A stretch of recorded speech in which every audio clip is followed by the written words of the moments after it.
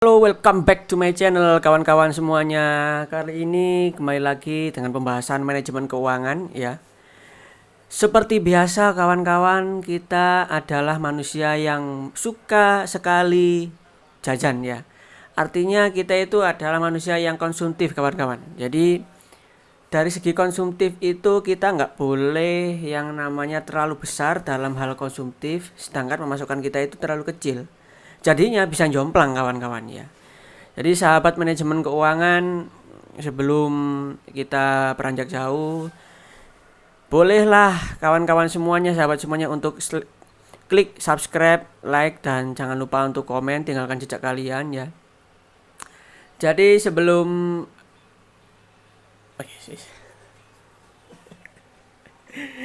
lanjut kawan-kawan, jadi hari ini kita akan membahas bagaimana mengatur pengeluaran kita dan pengeluaran bagi kita yang masih single ya kawan-kawan, yang masih belum menikah dan belum berkeluarga ya.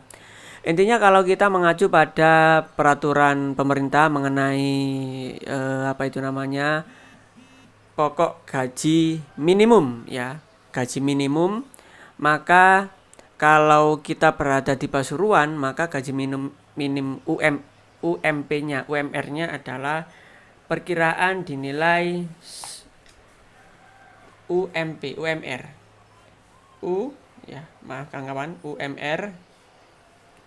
UMR Pasuruan itu menyentuh angka 4.200.000 kawan-kawan. Nah, ini angka yang cukup besar ya bagi mereka yang belum berkeluarga, yang masih single ya. Ini angka ini cukup besar. Apalagi mereka tidak terbebani oleh hal-hal yang lain gitu loh. Jadi angka gaji UMR senilai 4.200.000 ini itu sangat besar sekali kawan-kawan. Tetapi yang jadi masalah di kalangan anak muda adalah gaji besar maka pengeluaran besar. Nah, itu salah kawan-kawannya, salah. Kalian harus memanage dengan benar bagaimana keuangan kalian itu bisa terjaga sehingga pengeluaran kalian tidak terlalu besar ya. Jadi kalau saya sendiri itu selalu menggunakan rumus 60 20 10 10 kawan-kawan ya. Apa itu 60 20 10 10? Yang pertama 60% adalah digunakan untuk 60 20 10 10 kawan-kawan. 60% ini adalah kebutuhan bulanan kita.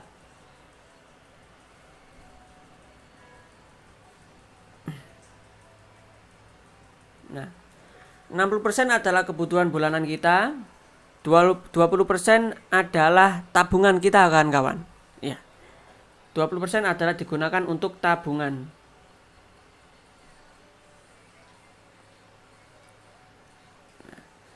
10% adalah digunakan untuk dana darurat. Ya, dana darurat.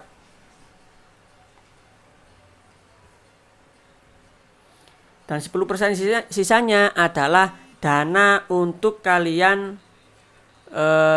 istilahnya rekreasi, beli pulsa, beli HP dan lain-lain. Nah, ini adalah saya katakan ini adalah dana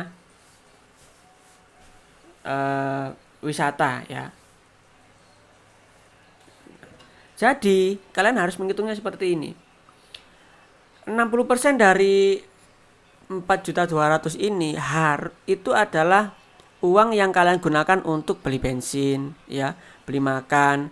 Kalau kalian ngekos ya kalian bayar kos, beli pulsa. Pokoknya hal-hal kebutuhan kalian sehari-hari selama 1 bulan itu adalah dananya adalah 4.200.000 ini kawan-kawan. Sedangkan 20% adalah dana untuk tabungan. Banyak yang mengatakan bahwasanya dana tabungan adalah hanya 10% saja. Oh enggak.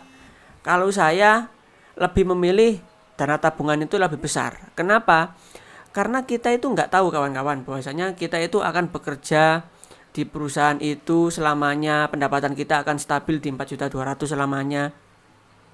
Kita harus merencanakan yang namanya upgrade misi kita ke depan. Kita kan nggak mungkin berkeinginan hanya pendapatan 4.200.000 setiap bulan selama hidup kita, kan nggak mungkin. Nah, kita gunakan dana darurat dan juga dana tabungan ini kita gunakan untuk masa depan kita ya. Jadi kalau kita hitung ya 60% dari 60% dari 4.200.000 adalah, kita hitung dulu ya kawan-kawan.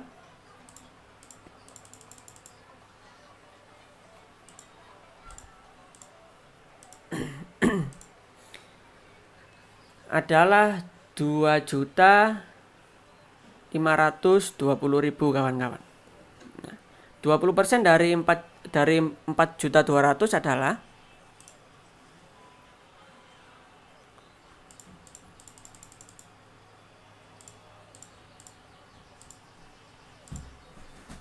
840.000 kawan-kawan.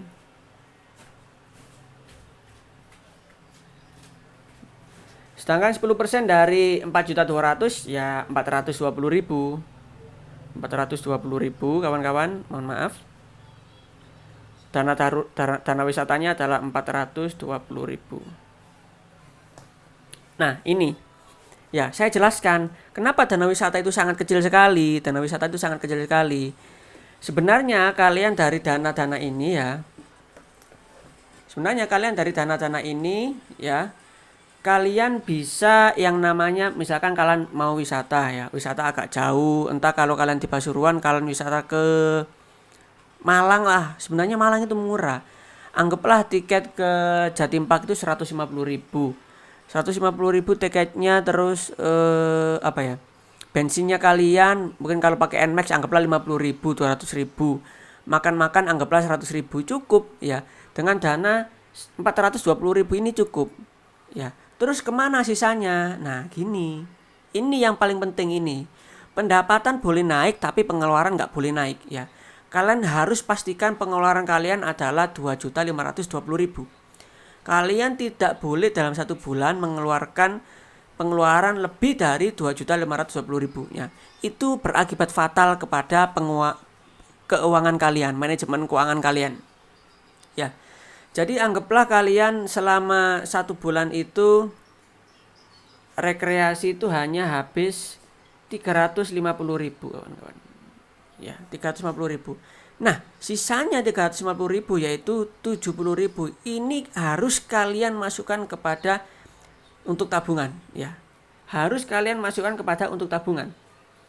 Sedangkan dana darurat ini adalah kawan-kawan, dana darurat ini ketika kalian mengalami misalkan ban perlu diganti ya kan, kampas rem perlu diganti, beli apa helm apa itu helm, nah beli helm itu adalah masuk dana darurat. Tetapi selama satu bulan itu kalian tidak menggunakannya sama sekali, maka wajib ini kawan-kawan, wajib ini juga masuk ke dana darurat ya. Secara otomatis dana darurat kalian 840.000 itu ditambah 420.000 ditambah 70.000, maka dalam satu bulan tabungan kalian adalah tambah 420.000 tambah 70.000 ya.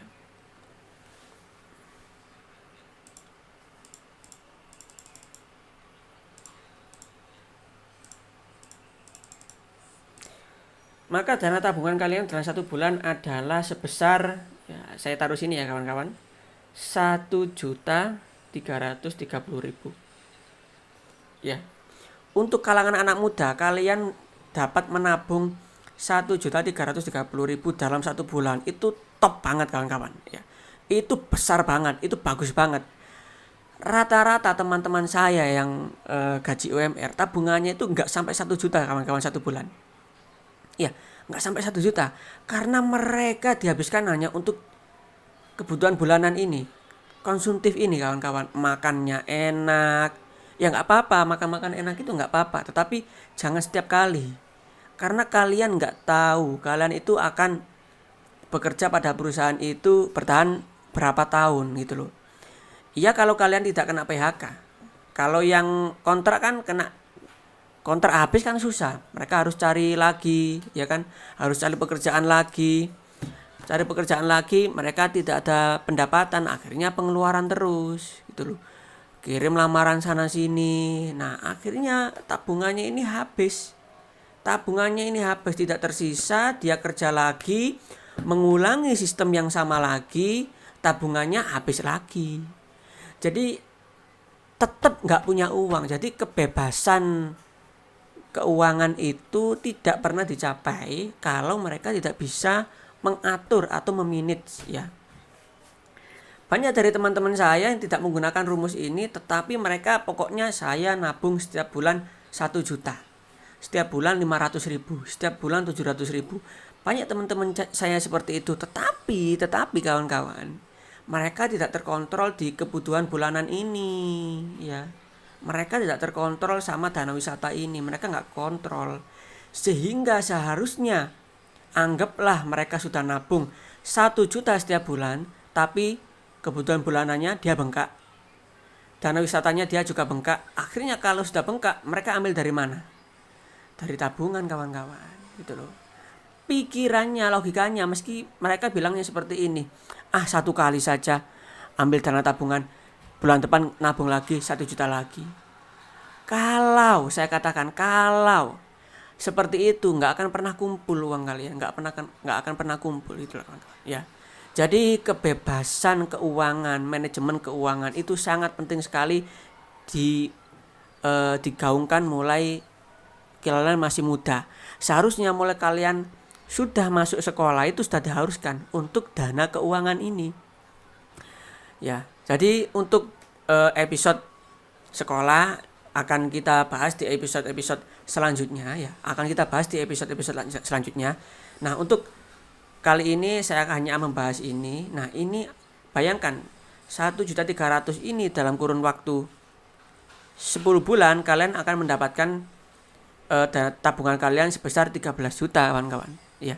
13 juta itu dalam kurun waktu 1 bulan. 20 bulan, maka secara otomatis 13 juta kali 2 yaitu 26 juta. Dalam kurun waktu kurang dari 2 tahun kalian sudah dapat tabungan 26 juta. Kebutuhan hidup kalian ada, ya kan? Tabungan kalian ada, untuk kesenangan rekreasi wisata kalian juga ada. Nah, itu untuk yang gajinya 4.200.000. Kalau yang gajinya hanya 1 juta 2 juta gimana? Tetap kalian harus menggunakan rumus ini. Ada rumus lagi ya.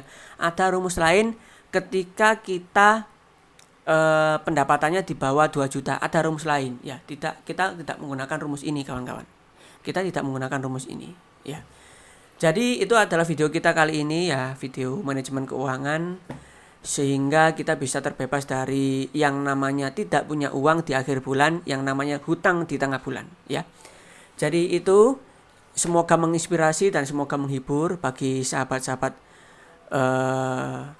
yang cinta dengan hidupnya. Semoga kalian terinspirasi. Saya ucapkan Assalamualaikum warahmatullahi wabarakatuh. Semoga kalian bahagia. Bye-bye.